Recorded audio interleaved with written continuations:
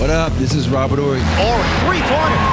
Buries it! You might know me as Big Shot Bob. To Horry for three. Oh, unbelievable. This guy is off the charts. What's going on, Big Shot Bob? Robert Horry from downtown.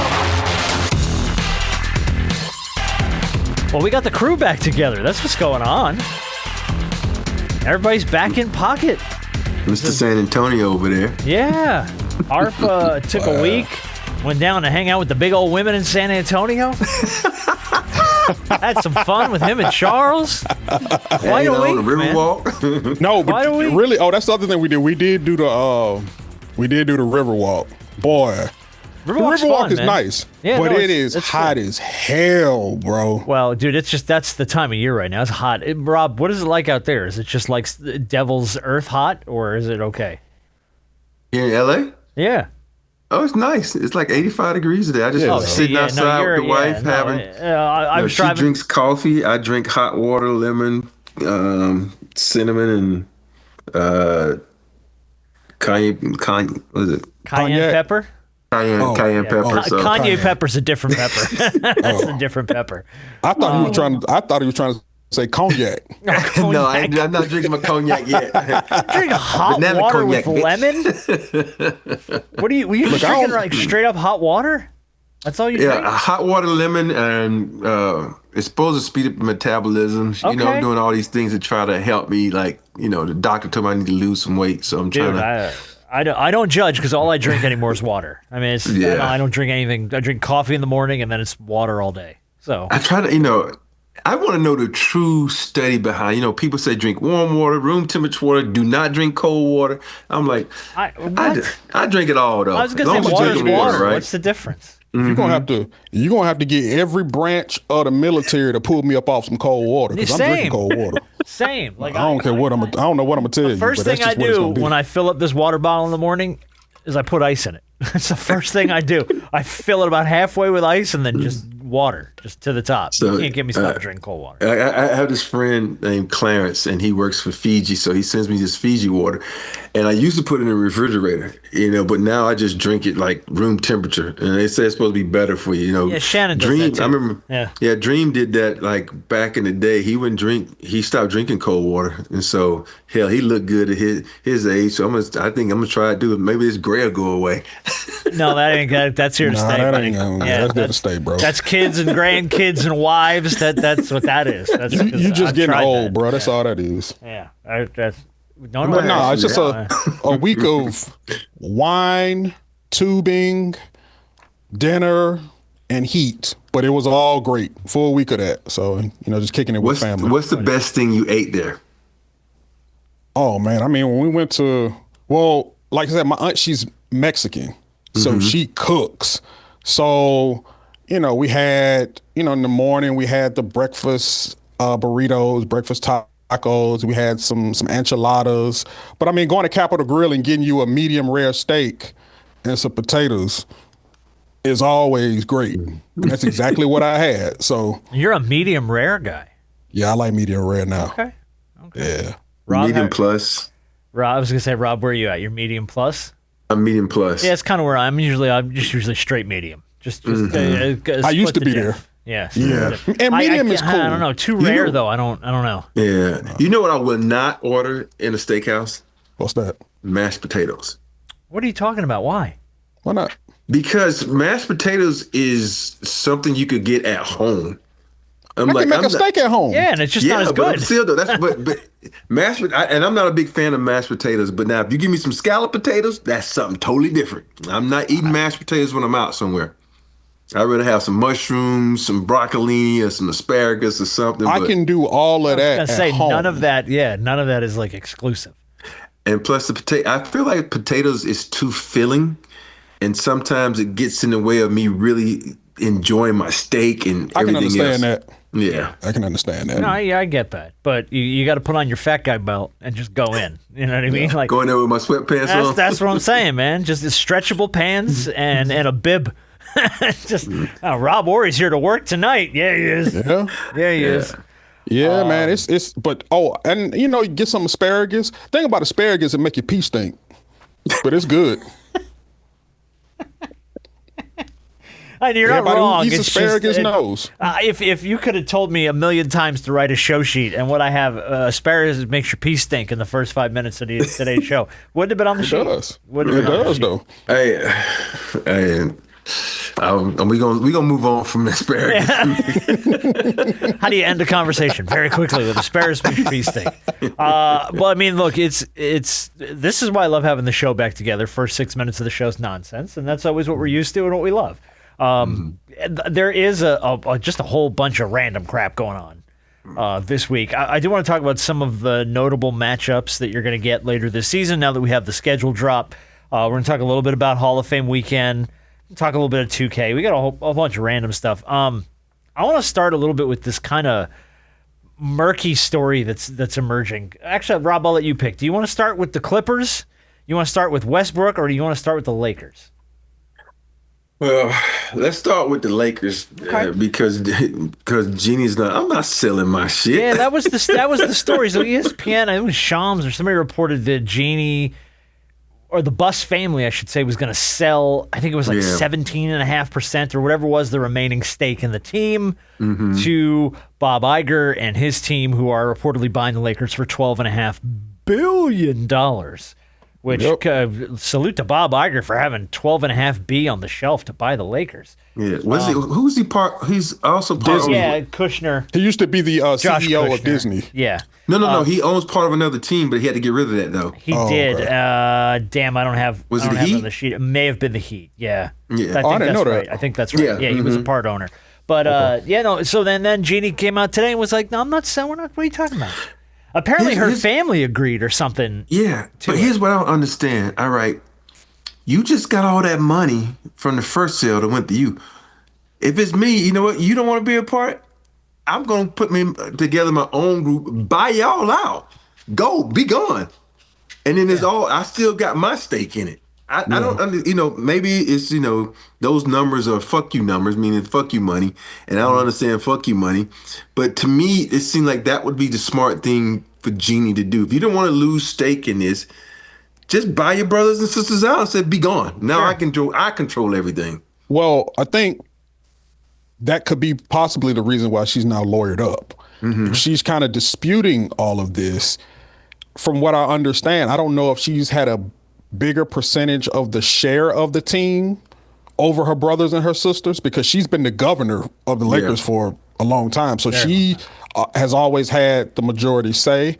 And I don't know if the brothers and sisters are trying to form another coup to try to, because at one point in time they tried to form a coup to try to buy her out and push her to the side, and it didn't work.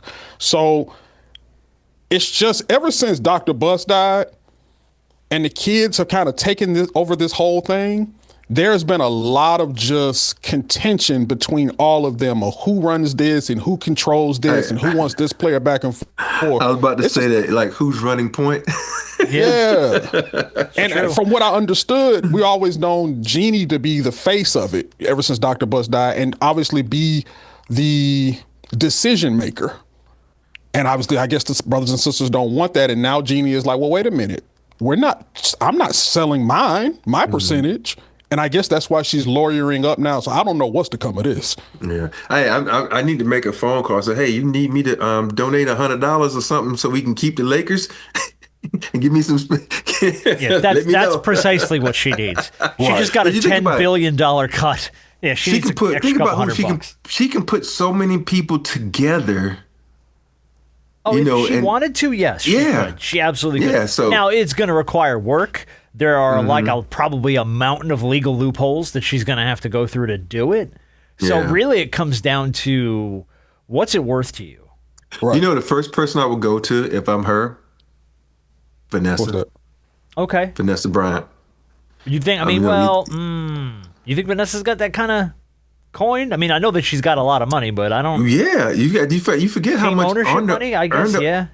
Yeah, well, Under Armour, not Under Armour. You talking about Body Armor? Body Armor. Body Armor. You got the stuff from Nike. Yeah, the Nike money. You think about them two powerful women owning the Lakers. Shit. Yeah, but Rob, here's the thing, and Vanessa having that Bryant last name and everything that she's meant to the brand now, and how she's kind of kept everything going in lieu of Kobe's passing is absolutely commendable. and it's absolutely amazing. But I think you're still talking about millions versus billions. Well, that's what but you got to think about it. That's you. I'm not saying just her, but I'm saying that's the first person I would go through. You got to think about it. I'm not in anybody's pocket, but I'm just saying we kind of are. She can have the resources to help. We're rooting around I in think that to me that would be so cool to me to have them two, partner up and take over that 17.5%. But also, we got to think. Does Vanessa even want to get into all that? Like, she's living a pretty good life, and no telling whatever else she's doing. She still has, her kids, and she may not want to involve herself. She may love Jeanie to death. She can be a silent partner.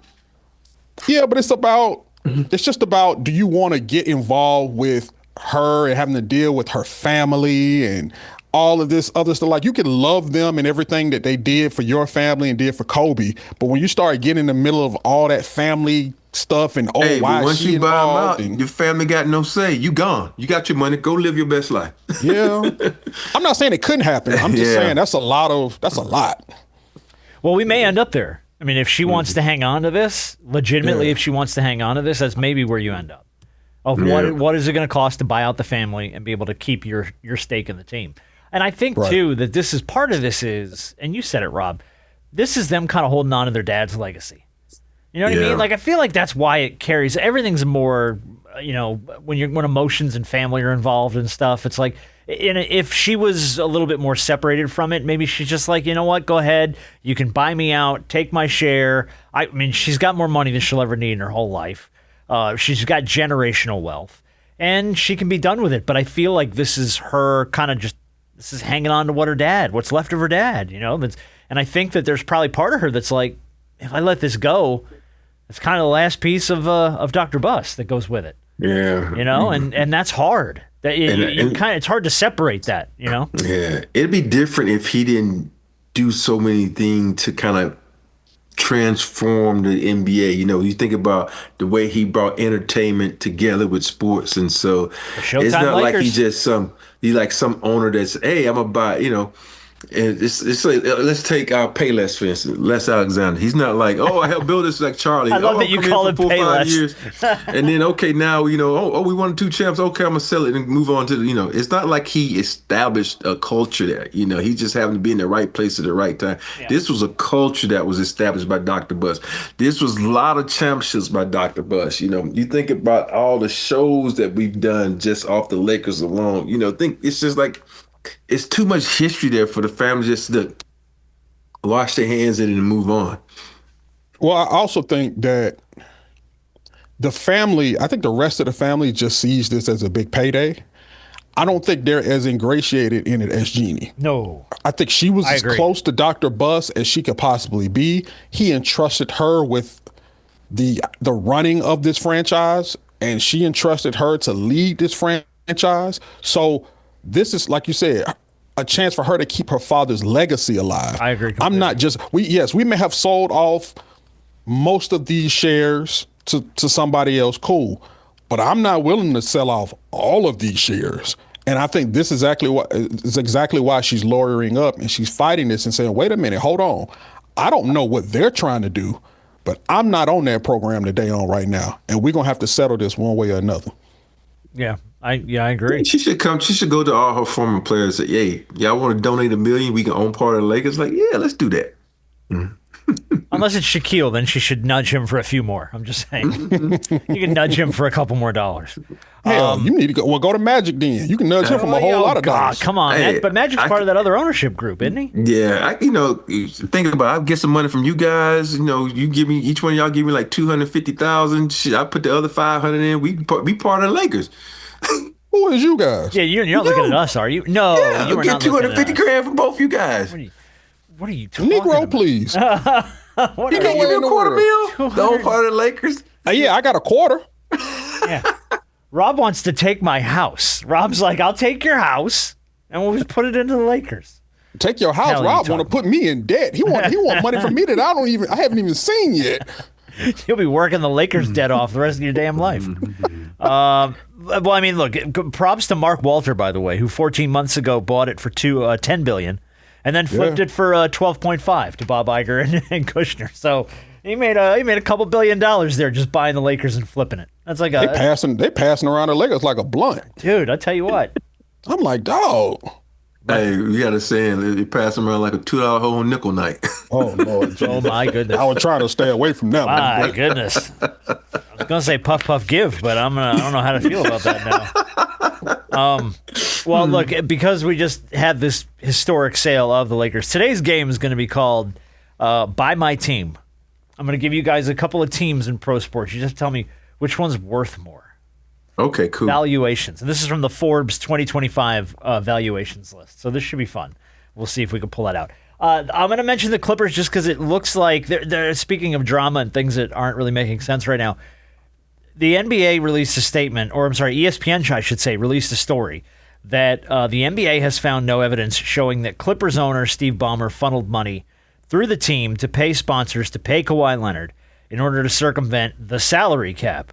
And ESPN puts the story out and they kind of run with it. And then everybody starts freaking out like, oh my God, the Clippers are going to get off scot-free. Nothing's going to happen. And then the NBA spokesman, Mike Bass, put out a statement that had to say, quote, numerous and significant inaccuracies in the ESPN report by Shams, and notes that the NBA declined to cooperate with the article, and the league says the results will be made clear when the investigation concludes. I feel like he only put that statement out because of all the bad backlash that came with the idea that, oh, the Clippers might get off with a little slap on the wrist here. Ballmer might get off with a little slap. That's not to say that Kawhi might not get some, but... So you saying Shams finally reported something wrong?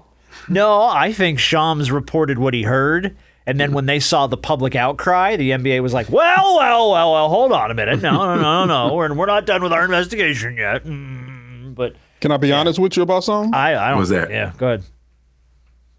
Ain't nothing going to happen to Ballmer. I at this point, I feel like that's where we're heading. They're not doing anything to Ballmer. They can sit up there and say, well, wait a minute, hold on. Obviously try to save face. But ain't nothing happening to Ballmer. I agree. After all this time, I don't even think anything's going to happen to Kawhi. I agree. I think he just going to that trade is going to go ahead and go through, and he will be a Toronto Raptor. Mm-hmm. My goodness. That's a bad That's precedent. just where all this is going. Yeah, it's a bad precedent, though. Because again, this can't hold this up in a court of law, but the court of public opinion on this one is pretty ugly. You know what I mean? Like it's if you look at it in the court of common sense, it's like, well, it makes sense that this went down the way it went down. Like, there's not a lot of other explanations here. We know what Kawhi and Uncle Dennis asked of the Lakers. We know what happened with the Toronto deal. We know what happened with the Clippers deal. We know what happened with Aspiration. And we know what happened with Daktronics, this scoreboard company. This is all things that happen. How they line up in a court of law is what's going to dictate punishment. So if they can't put all those things together and make it work legally, then you're both right. Slaps on the wrist, Kawhi will get pushed through. But then when you take a step back and you look at it, if you're every player in the NBA, aren't you trying to carve up a little side deal for yourself somewhere? Look, Kawhi got away with this shit. Why can't I get this no-show sponsorship deal? Why can't y'all hook me up with this guy on the side and get me some money that nobody sees? This is a bad precedent. Yeah. It wouldn't be the first bad precedent. No, it a league has wouldn't. set. But because of how public and how wide-ranging this story was, for them all to get off scot-free, more or less, I feel like that opens a bad door. I totally agree with Harper, because think about it. It's been, 2 years now? Year and a half? What, with this whole story? Yeah. Yeah, but over a year, yeah. I think it's about Ever right. since Pablo Torres came out with his investigation? There's nothing going to happen, because, you think about the investigations that we do, there's nothing going to happen. So that's one of those things that are like, nobody cares. This is the Clippers. Move on. Nobody cares. It's the Clippers. Okay. Yeah, I don't think it's. I think it's less about the Clippers and more so about Ballmer. You have your wealthiest owner, one of your most influential owners in the league. Yeah, look. We understand that they pay Adam Silver to enforce the law, but they also pay Adam Silver. I was gonna say you could probably end that statement after they pay Adam Silver. To They do pay what? Adam We're not Silver. sure, but they pay him. All of the perks and everything that he gets is from owners. So everything that he does is to represent the owners. When it comes to collective bargaining agreement, he represents the owners. So I'm not saying that he does not do his job, but what I am saying is I wouldn't be surprised if there's some covering up of your most valued owner or one of your most valued owners in the league. I'm just saying. I'm not saying. We always I'm just do saying. in sports. We just kick it under the rug as far as we can and wait for the next story to drum up and run it over, and then we forget completely about it. It's a nice and expensive rug too that we kick stuff under. Hell, shit, yes, it is. Steve Ballmer bought it. Persian. It's a nice rug. Yeah, it's Persian. That's an import. No, that's alpaca. You got to blot that. You got to blot that. That's alpaca. If anybody know what that's from, you know. If you know, you know. American gangster. Very good. I will give a salute here to Brody.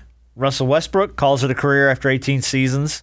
According to reports, though, he had a deal on the table from Mark Stein's reporting that the Wizards offered him a 2-year deal, and he turned it down. He decided to step away instead. I mean, who knows why? Probably could have been money, could have been the role he was being asked to play. I have no idea. But I thought there was a report that he was offered something over in Israel, too. Oh, was there? That he was going to go overseas and play ball. I did not see. Yeah, there's so many rumors floating around. It's like the fact that he said he was going to retire, and he said he might play. The thing about he's one of those superstars. You kind of like the path of Shaq. You think about it. He was so great for an organization, and then he started going from team to team to team to team. Yeah. And I don't want people to let him going from team to diminish who he was and what he brought to the game, because he was exceptional. His energy, his passion. I think, but for me, the moment his career changed is when Patrick Beverley did that off the wall stuff and messed his knee up, and he wasn't the same since then. And so for me, I just think he was just so great for the game. His energy, his passion, you think about him. He got MVP because he averaged a triple-double that hadn't been done since Oscar Robertson. And now we get, Jokic to do it almost every day. But he was just, to me, he was just one of those guys that just brought the energy and the passion. And I hate that he's retiring.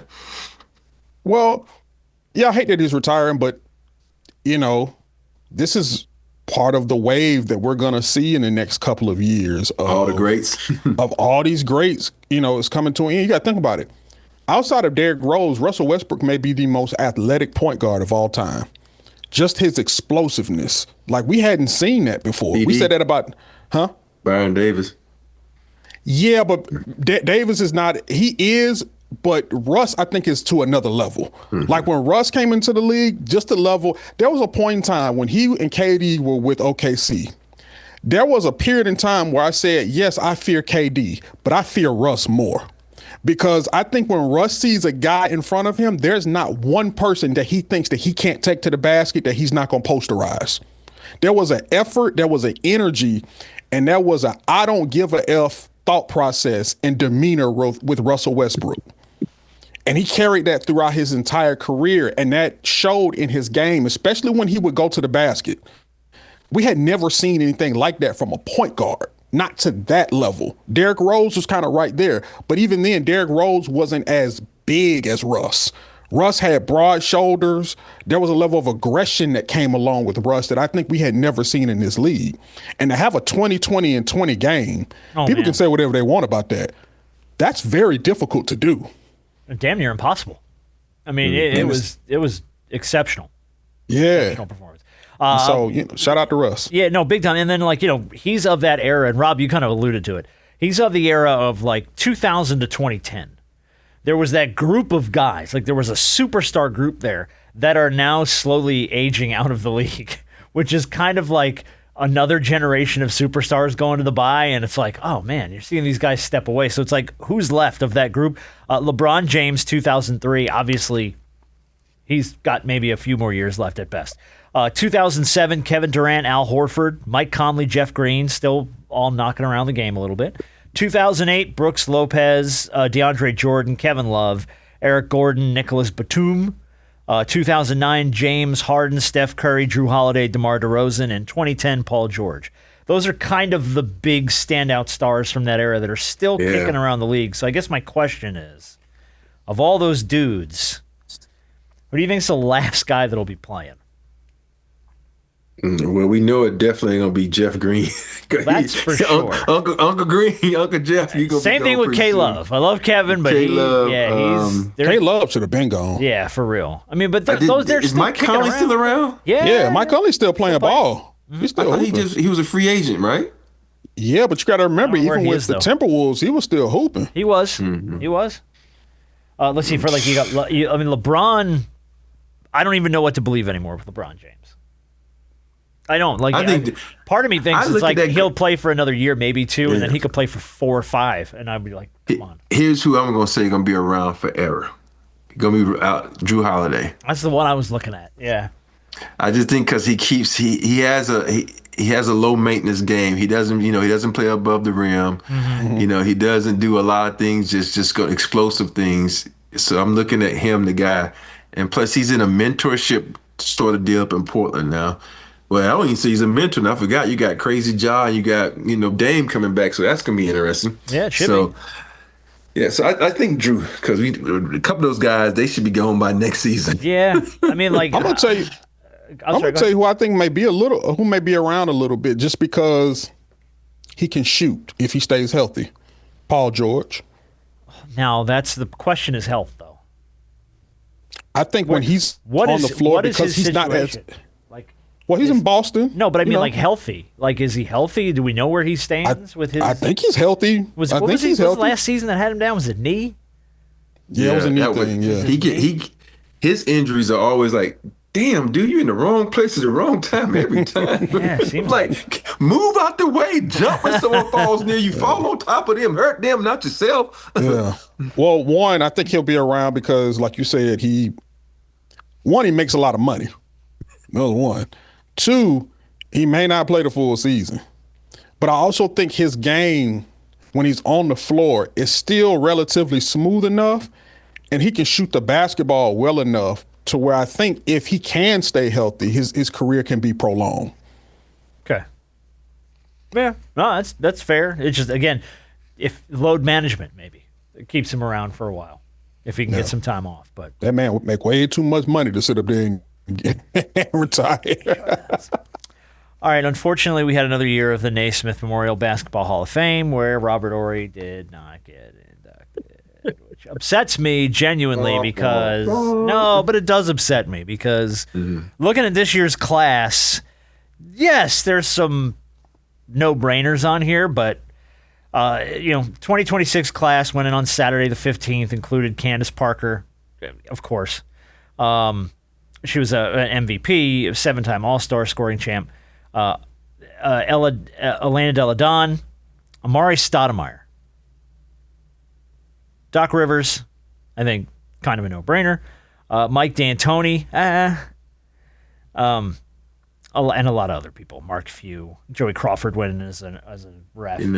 It's the one person you're not gonna mention, and then I love this young lady to death, Leah Wilcox. Mm-hmm. And Leah's the one that every player knows. We already talked about this once. That I'm so happy for her going in. Everybody thought she was either my mother, or my girlfriend during the draft, and she was like, no, I'm not with him. So, and I just love Leah. So I'm so happy for her because she deserves it because she's done so many things behind the scenes to keep players in line, get players where they need to be. So, Leah, I love you. Thank you for all you've done. If anyone deserves it out of that whole crew, it is definitely you. So. For sure. I guess let me say this and preface this with I don't mean to dump on anybody's career because anybody that goes into the Hall of Fame had a great career, obviously. I did not ever look at Amari Stoudemire as a Hall of Famer. And even now that he's in the Hall of Fame, I kind of still don't. Rookie of the Year, 6-time All-Star, had his moments. But I never looked at Amari Stoudemire and went, oh, yeah, he's a Hall of Famer. Yeah, those injuries kind of plagued him his career. You think about he never had that knee injury, how good he could have been. I think about him and Penny, the two guys, when they came out with that microfracture surgery, yeah. I'm looking at, dude, why are you two doing this? Because it kind of messed up their careers from being freaking extraordinary athletes to being just mediocre athletes. So, yeah. But I don't know, I don't know. I just he's not a person that ever jumped off the page to me. Like when I saw him go in, I was like, really? They put Amari Stoudemire in the Hall of Fame? Like, he was always a good player. Yeah. But, Shaq used to tell us all the time, there's the Hall of Fame, there's the Hall of Great, and then there's the Hall of, like, good. Very good, yep. And to me, Amari Stoudemire's in the Hall of Good. I don't know, and maybe I'm too close to it. I don't know how you can argue that he deserves to be in there and you don't. Genuinely, and I'm being serious. Thank you. With the roles you played on the teams that you played, with the coaches you played with the guys that you elevated in your career, with everything you did on and off the floor, and that somebody looked at a piece of paper and said, "Yeah, Amari Stoudemire, he's in. Robert Horry isn't." That genuinely pisses me off. You know who's more pissed off? Christian. I don't blame him. Christian called me. He's like, he was like, I ain't gonna call nobody out, but he says, how the fuck did they get in? I'm like, not wrong. and then I had to explain it. I had to explain to him why. And he was like, I said, you gotta understand, Christian, a lot of these people aren't your generation, so you don't know who they are. And I'm sure if I ever got in, someone gonna say the same thing about me. So don't say that about people, because there's certain reasons they're in there. I get it, but I watched Amari Stoudemire most of his career. I remember him breaking his hand, punching a fire extinguisher at Madison Square Garden when he played for the Knicks. Like, I remember a ton of Amari Stoudemire's career. I never looked at his career and went, yeah, he's a Hall of Famer. So that's where I get frustrated, because it's like, it's not just you. There's plenty of people who haven't had the opportunity to get a look at that. And for them to go ahead and greenlight Amari Stoudemire through was like, I don't get that. I just don't get it. And again, I don't mean to shit on the guy's career. Good for him. I'm happy he's in. Congratulations. I really am. I'm genuinely happy for him. But I just never, like, when you compare careers and you look at the stuff people accomplished over the course of their time in the NBA, I never said, oh, yeah, he's going in. I'll put him in. I don't know. Yeah, he was a good player. Really good player. Good player. Really good player. I just never, if he was a guy that was going to get in, I thought it would have taken a lot longer. Because was this his first year of eligibility? You think it was? Or was it his second year? Maybe it was his first year. I don't know. I think it was his first year. Yeah, I think it was. Okay. I never would have thought that he would have gotten in on first the pass. You think Like, you know, when you think of guys that took forever to get in, like Bernard King and James Worthy, and then you turn around and some guys get in, you like, on the first try, I'm like, why did it take Bernard King so long? And why did it take James Worthy so long to get in? Oh, my goodness. So unfortunately, I think, and I don't believe this, but when you're a guy like Worthy and you play for a franchise like the Lakers and you have played with so many great players around you, what a lot of those Hall of Fame voters do is, because remember, this isn't the NBA Hall of Fame. This is the basketball Hall of Fame. Yeah, no, I know. But what they do, because Worthy played with Mike when he was at North Carolina. And then Sam Perkins. Sam Perkins, and then you go to the league and you end up playing with so many other greats. Even though you were great within yourself, they kind of encapsulate you where you played with a lot of great. Even though you were a great player, you played with a lot of great players. So how great were you? Where with Amari Stoudemire, in their eyes, a guy who stood out, he had the nickname standing tall and talented, where he kind of stood out from everybody else that was around him. I'm not saying that he was a better player than Worthy or had a better career, because I don't think he did. But that's the way those voters see things, unfortunately. Yeah. We got to get Rudy T back on the show, because, and I'm serious, because Rudy T was the one who spoke up for you at the Hall of Fame. Yeah. Rudy T was the one who wanted to start the campaign for you. I feel like if we got Rudy T behind us and maybe we enlist the help of like our buddy Clayton Crowley from YouTube, who did that awesome friggin' Robert Horry like retrospective video, and like we put some actual work behind building you a campaign for the Hall of Fame, you could make it look like it's like this is a stupid ass no brainer not to put Robert Horry in the Hall of Fame. Yeah. Like I really believe that. You've done so much. It was funny, the guy from ESPN, what's his name? Bill Simmons? Yeah, Bill Simmons gave me a big shout out too. Ringer, yeah. So I was like, for me, I love the fact that so many people got my back, and so to me that feels better than anything, because you got so many people that don't have your back, but when you get people that do have your back and put themselves out there for you, it means a lot. So with Rudy, Bill, and a lot of other guys that keep fighting, thank you. So I feel like the campaign just needs to be resparked. That's all. You know what I mean? Like not like egregiously so or obnoxiously so, but I feel like if maybe we'll have to work on this behind the scenes. I feel like that if there's some stuff we could put together, that we might be able to put together a few things and get them in front of the right people that kind of maybe open some people's eyes and go, oh yeah. Like there's shit you did in your career that I didn't even think twice about until I watched Clayton's video that he put together, and I was like, oh my God, that's right. Oh my God, that's right. Oh, I forgot about that. You know what I mean? Like, it's just those moments where you're like, holy crap. Like, so it's just, I don't know. It's just, I'm ranting endlessly about stupid stuff, but I've always felt you firmly believe to be in there, and damn it, if we can maybe make that happen somehow, I don't know what the hell we can do, but I feel like we owe it to you to try, at least. Oh, I appreciate it. Trust me. And you guys going to be front and center when it happens. Well, if that's the case, I'm going to earn it. I'm going to earn it. I'm going to be like, the reason he's there. No, I'm kidding. All right, look, we do have some interesting, notable, what I like to call revenge games this season on the schedule. Now the schedule's out. I just always think these are fun to look at. October 25th, Walker Kessler returns to Utah with the Lakers. There's some revenge. White people everywhere just shaking their fists. November 6th, Trae Young comes back to Atlanta with the Wizards. That's going to be an exciting one. That'll be a good one. I'll be there. I don't think this one's as much a revenge game. November 18th, Lou Dort returns to OKC with the Hawks. I don't know if that's really that much of one. I mean, they love Lou Dort out there. Yeah, so, they do. November 19th, Dame Lillard returns to Milwaukee with the Trail Blazers. He gets to take the court for the Blazers against the Bucks after all that nonsense. And I think the Bucks are still paying him. November 23rd, Julius Randle returns to Minnesota with the Nets. You know what? That low-key going to be fun because Julius is a freaking bull in a china shop. So I'm really interested to see how he just goes in and try to manhandle those guys. So it's gonna be fun to see. Pause. I like that. That's well said. November 25th, Jalen Green returns to Houston with the Suns. Okay. That should be interesting.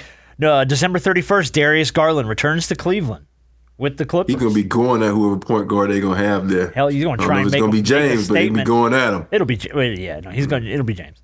Let's see. January 2nd, Zachary Richichet returns to Atlanta with the Dallas Mavericks. Only notable because he was a number one pick. That's the only reason it was notable. January 29th, this one should be good. Naz Reid returns to Minnesota with the Hornets. The Hornets might be low-key good, too. So that could be interesting. And then March 14th, Mitchell Robinson returns to New York with the Celtics. He gets his ring that night. Now, we do have this. Jason Tatum and Jaylen Brown are going to face each other 4 times this season. Yep. November 10th, Celtics at the Sixers on NBC. January 21st, Sixers at the Celtics. That's a prime. November 7th, Celtics at the Sixers again on NBC. And then March 7th, Sixers at the Celtics. And that's an February 7th. You said November 7th. I'm sorry, February 7th and March 7th are the 2 days there. But yeah, 4 times they get to go up against each other. So those should all be good. I'm looking forward to that, seeing those guys kind of take the court against one another. Do you think Philly got a little bit of a light schedule? Now the schedule's out.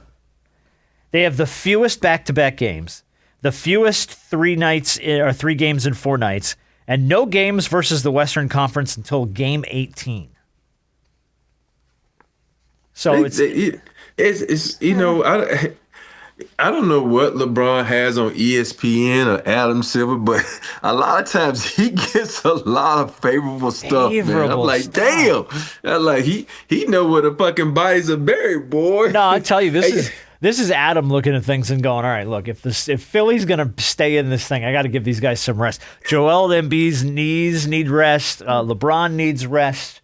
All these guys need rest. So we're gonna do our best to kind of. And they say they put it in the computer and the computer spits it out. I call bullshit. Dude, I'm with you. I'm sorry. There's too many favorable looks on that schedule to be like it might have spit something out, and Adam would have been like, okay, just change that, move that one over there, shuffle that one. I would love to see who they back-to-backs are against. You know, like I hate it when we have a game at home, they got to fly all the way to fucking Denver, then take that hour to a good team like Denver. I want to see who they back-to-backs again. If their back-to-backs is going like, oh, you got a back-to-back in New York, and your next day is Brooklyn, I'm going to call bullshit on that because we also know the East, they're an hour train ride from each other. So these back-to-backs going to be very interesting. I'm trying to pull the schedule real quick just to see who their back-to-backs might be. We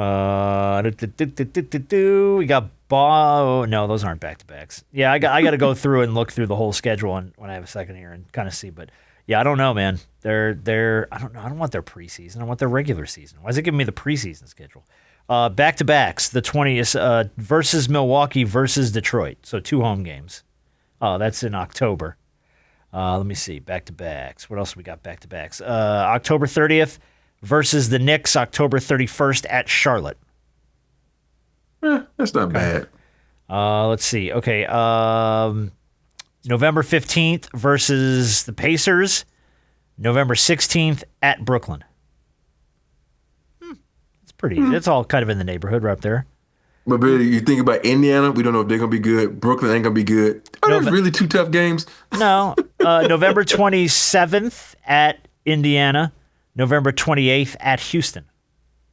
So 2 back-to-backs on the road. Okay, Houston's a tough team. And then just not a lot more. December 29th at the Kings, December 30th at the Suns.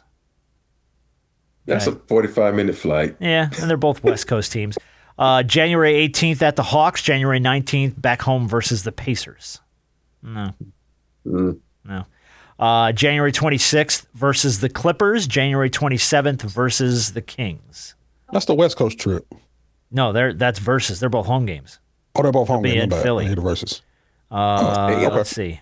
Man, they don't have a lot of back-to-backs. Holy crap, they don't have a lot of back-to-backs. No, they have the least back-to-backs in the league. Oh, my God. Like, I'm scrolling, and okay, here you go. March 3rd versus Charlotte. March 4th versus the Lakers. Again, home. Both home.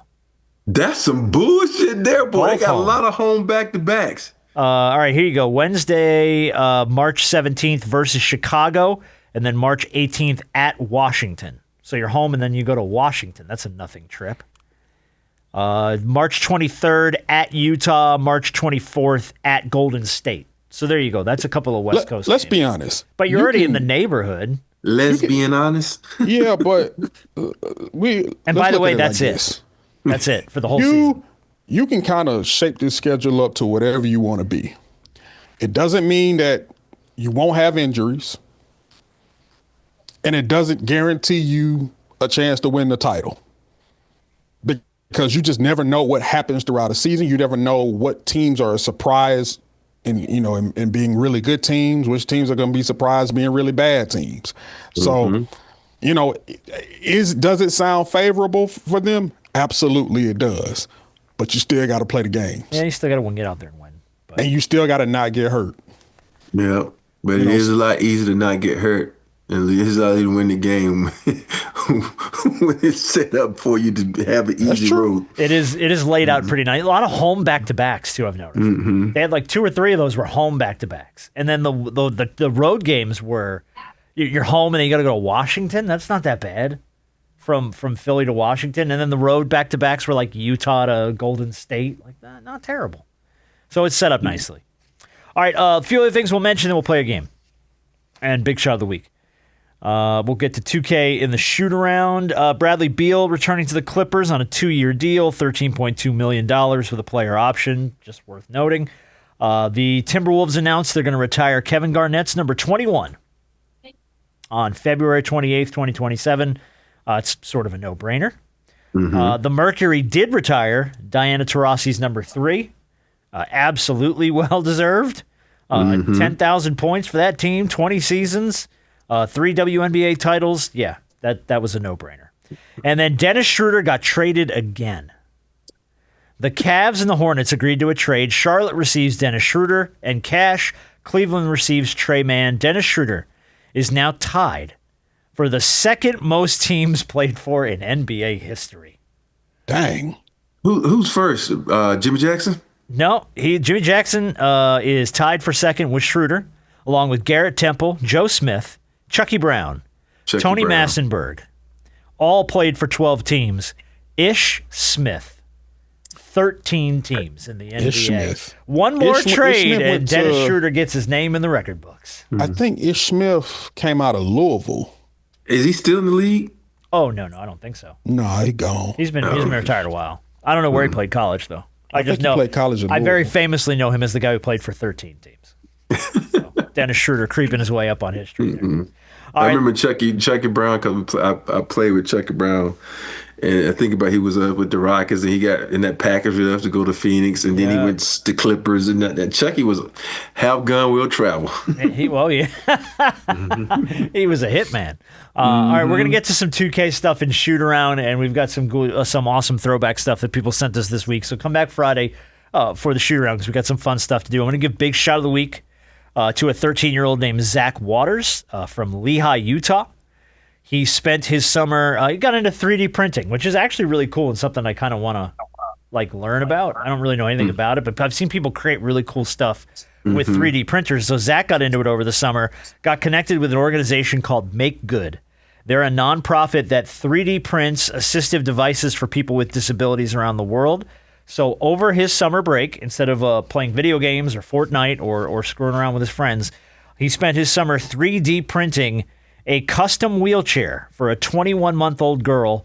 It took him about 300 hours of designing, printing, testing, and assembling the chair. He's never met this girl. He does not know who he is. It's one of the biggest projects Make Good had on their list. And a 13-year-old kid tackled it with a 3D printer. And it said he said, quote, "It combines my two favorite things in life, 3D printing and helping people who need."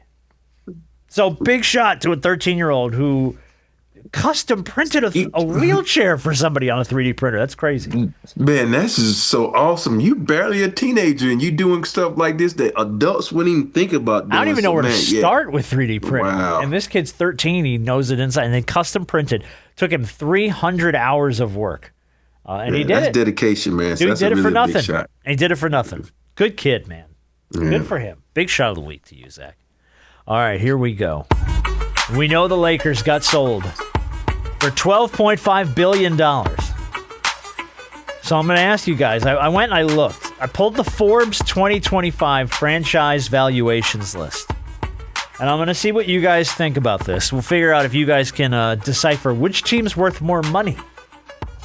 So we'll start with, in the world of the NBA, the New York Knicks or the LA Clippers. Which team is valued at more? Knicks. It's the Knicks. Everybody says Knicks. And where's my little dingy?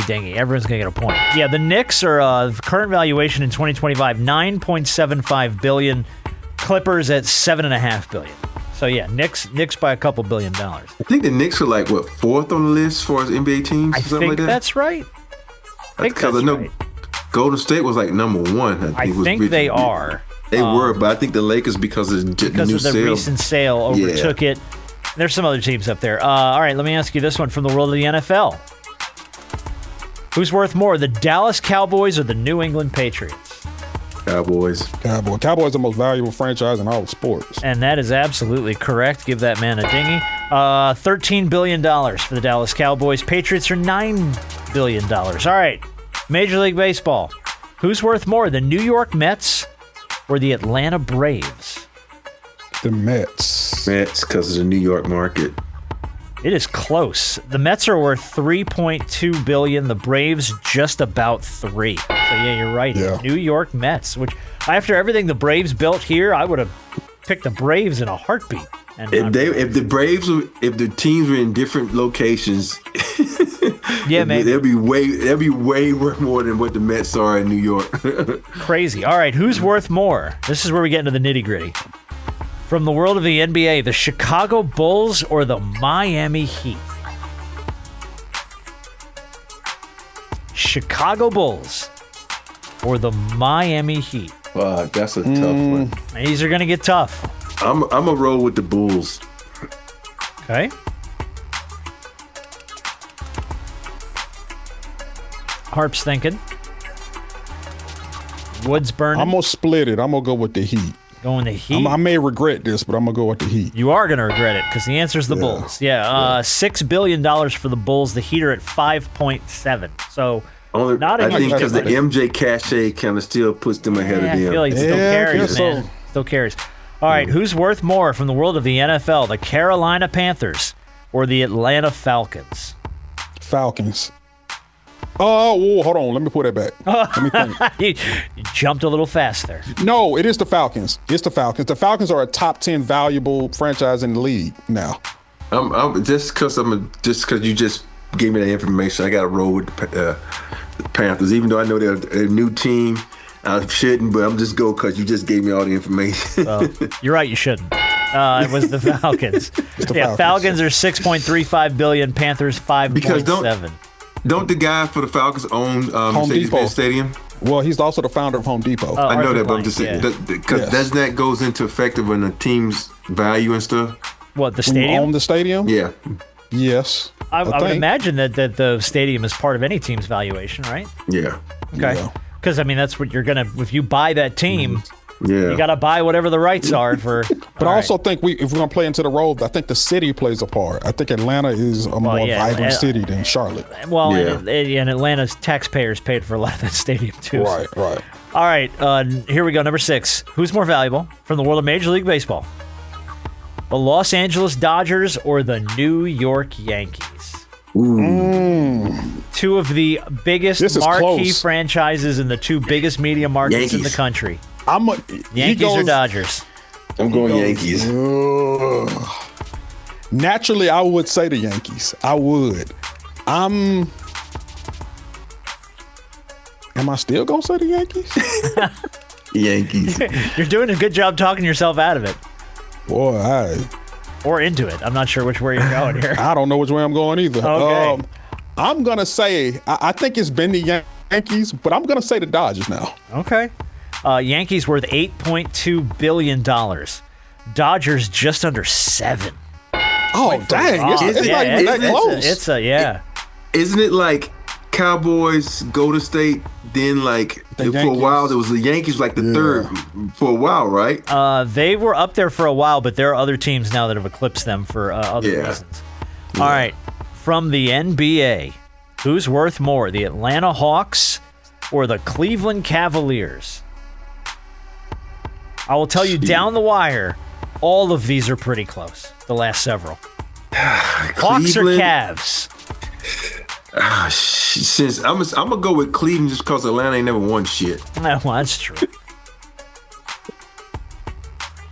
I mean, the Clippers ain't never won nothing either. No, he said Cleveland. No, you're saying Cleveland because Atlanta's never won anything, and I said the Clippers have never won anything either. That's why they ain't value more than the Lakers. Yeah. No, but they're valued more than both of those teams. They are. Because they're in LA. Neither one of them teams are in LA. Yeah. Well, that's true. Nobody wants to go to Cleveland. I'm gonna say that. Dang. Everybody wants to go to Atlanta though.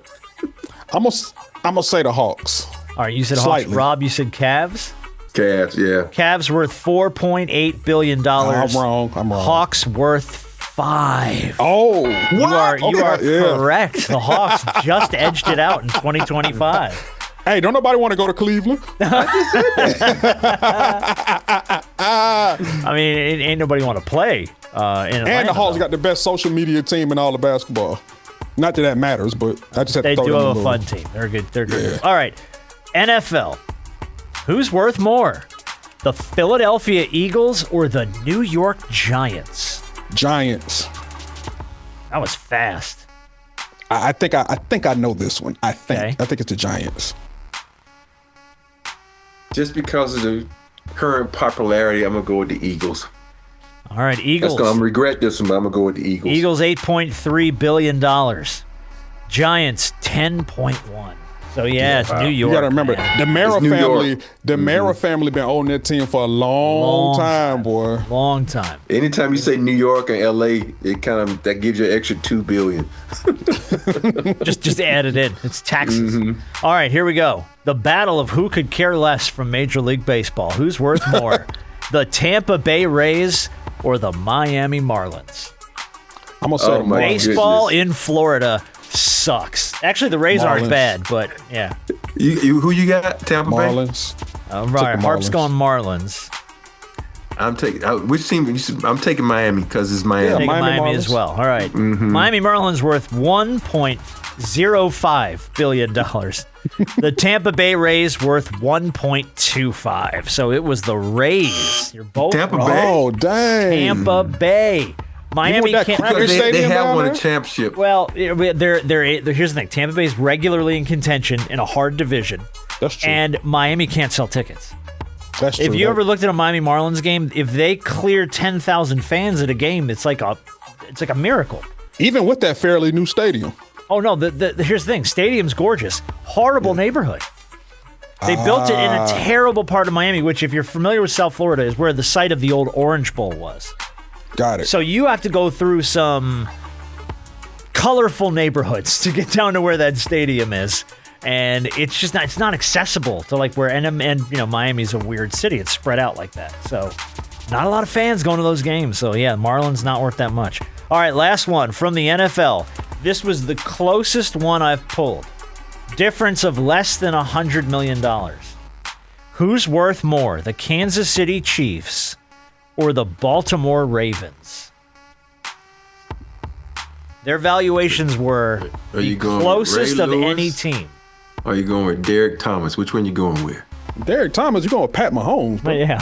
No, I'm talking about the He guys that kind of play the same position. Oh, okay. I was gonna say he's time traveling is what he's doing. I'm gonna roll with the Derek Thomas is Kansas a badass, City Chiefs. though. Derek Thomas, roll with DT. Okay, so My you're boy going from Kansas Alabama. City. Harp, the Chiefs or the Ravens? I'm going to say Ravens. All right. The Baltimore Ravens worth $6.1 billion. The Chiefs worth $6.2 billion. Oh, just barely. Just barely. Rob squeaks out a win with the Kansas That's City that Pat Chiefs. Mahomes effect, boy. That's that Pat Mahomes. That's you know what that is? That's Taylor Swift's husband's money. That's what Oh, that is. yeah, Yeah, man. we That's come to the called games. one team winning championships recently and one team not. That's true, but I That's mean, also I true. think there are other factors that go into that as well. Like we said, the Giants. When last time? Well, the Giants last one with Eli Giants, Manning. yeah. I mean, but it's been God. What was that? It's New York. 2012. That's that 2 point. That's that extra $2 billion. Yeah. 2010. What year did the We're last talking time they won? about 07 and then like 2012. 2012. All right, so Yeah. it has been 14 years since the Giants won anything. And But they like haven't you been said, good it's in a New York. while. So, but yeah, there you go. All right, good job, guys. Hey, I'm excited. It's here. It's coming up close. What's coming? Preseason football. Oh no, it's on. I mean, baby. like regular season football. I should say. Regular season football, no, is Mm-hmm. shockingly close, and so is college football. So Mm-hmm. are we gonna do picks again this year? We gotta do picks, right? We gotta do picks. All right, Yeah. we'll be bringing picks back when college football kicks off. Do you want to do That's pro the or fun do you want to part. do college, or do you want to do both? We can do can do both. both. We Okay. had so much fun with college, even We though did you have fun won with by a college. landslide. I but love we know you college. was I cheating. really love college football. So I mean, no, but I'll do both. I'll do both. Yeah. All right. Hey, I'm saying it right now. I am winning college football this year. All right. Calm down. I guarantee. Calm down. Calm down. I know you have 7 rings. None of them are for football. Just calm down.